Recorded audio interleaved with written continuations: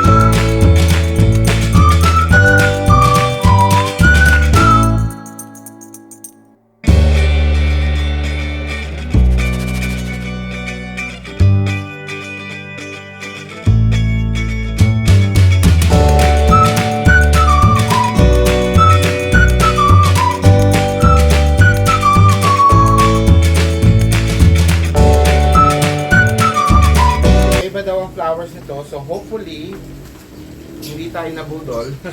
At ito yung mga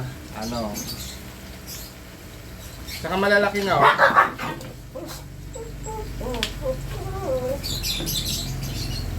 yan, malalaki na.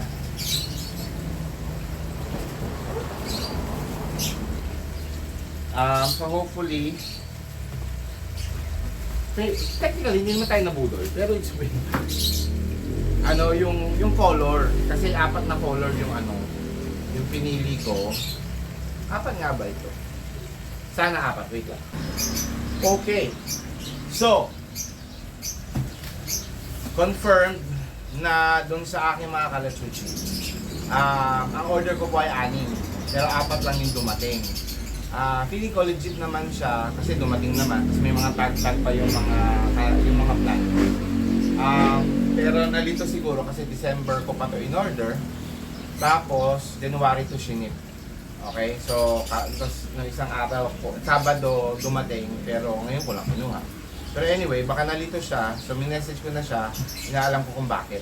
So, baka nakalimutan lang niya. So, dalawa lang yan.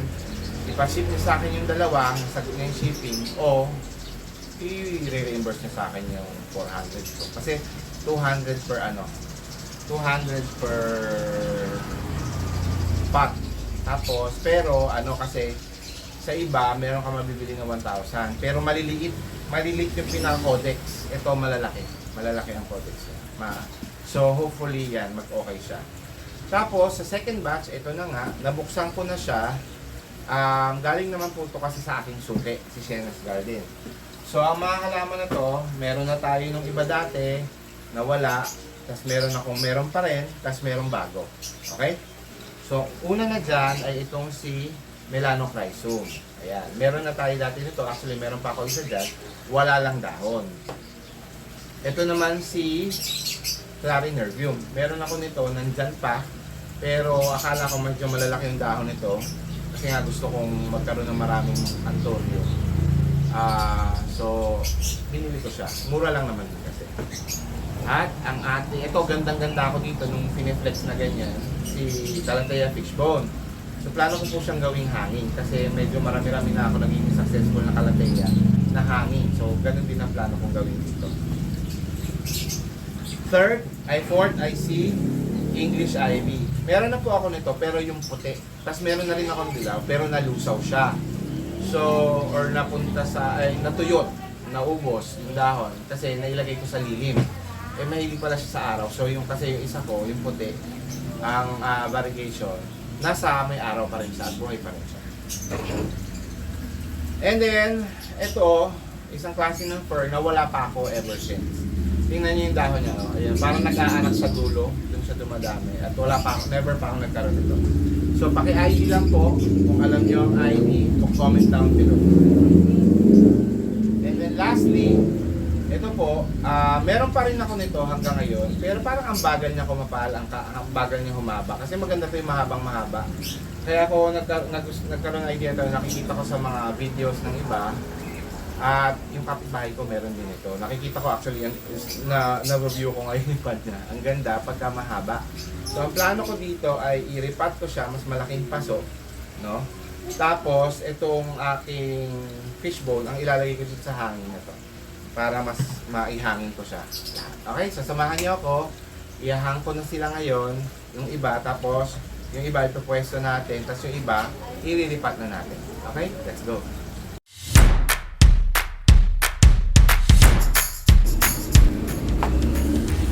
So, ayan, sabi natin yung dalawa, ayusin natin.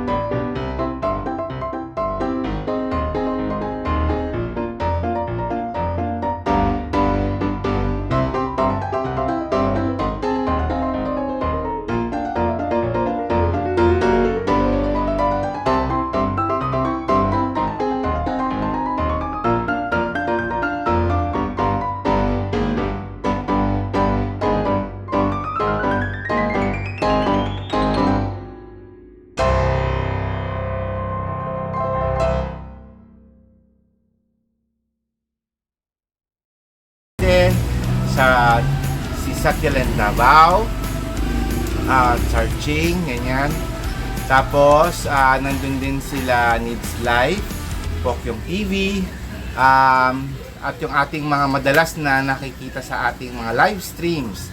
Nandyan po sila Chumasinas, si Core Christy Vlogs, si Alma, si Jonah, si Primitive Palzors, at marami pang iba. Alright? Babawian ko po kayo sa susunod nating vlog. Alright, thank you very much again for watching. This is Plant Tatay Barry of Antipolo saying bye, Plant Kids!